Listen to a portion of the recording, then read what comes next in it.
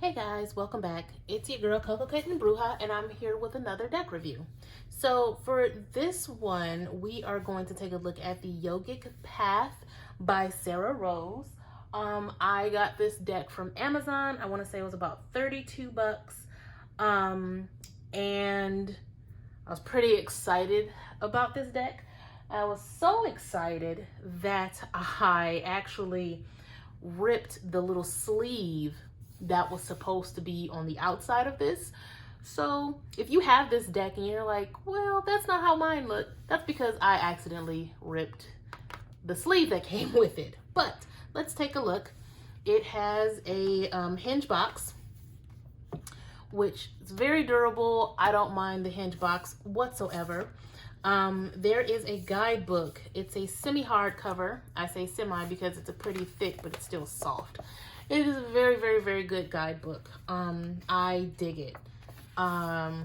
It's two separate table of contents. So you have it by the number of the page, and then you have it in alphabetical order, which I think is cool because, you know, some people prefer one over the other. They give you both options here.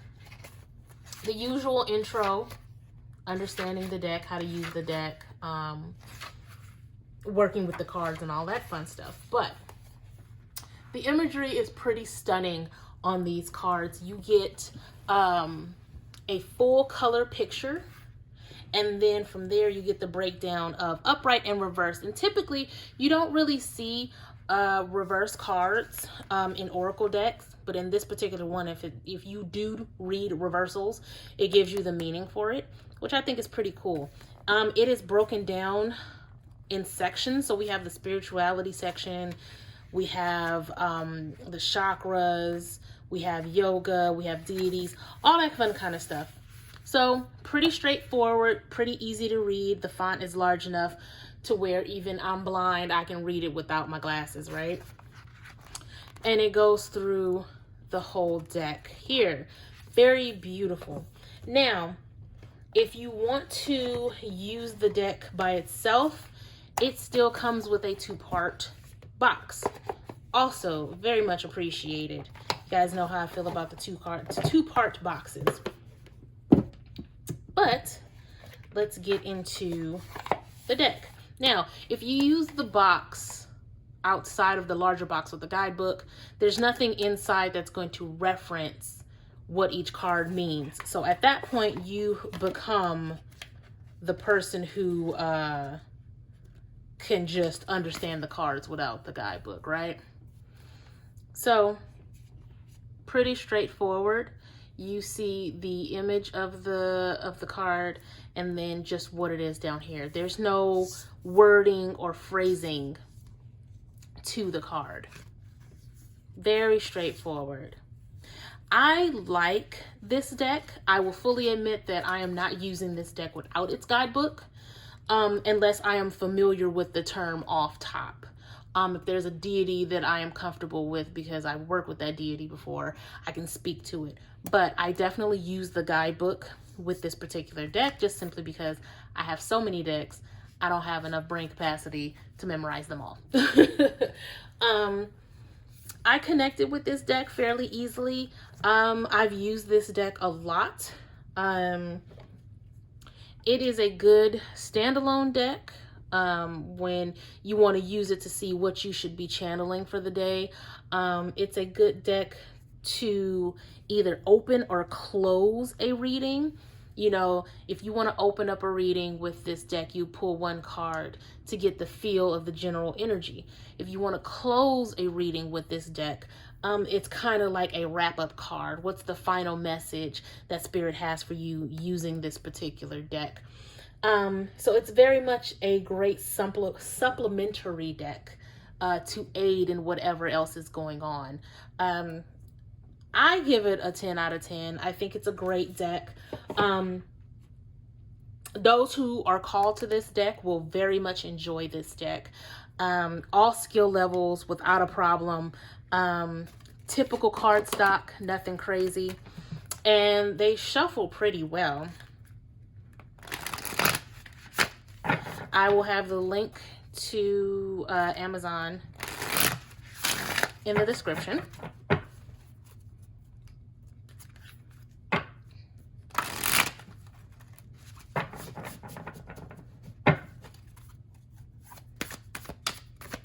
Let's see if we can get somebody to pop out.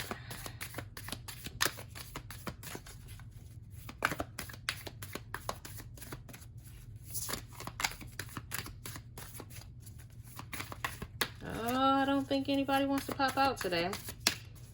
So what I'll do, split the deck. Let's see what comes out. Shinamasta. Let's see. I hope I said that right. I don't hear a lot of these words. I'm simply reading them. So if I am wrong, please correct me. Okay. The goddess of radical self-transcendence. You are waking up and experiencing the radical pleasures of letting go. The breadless goddess, the headless goddess, my God. See, this is why I need glasses, guys. I need my glasses on.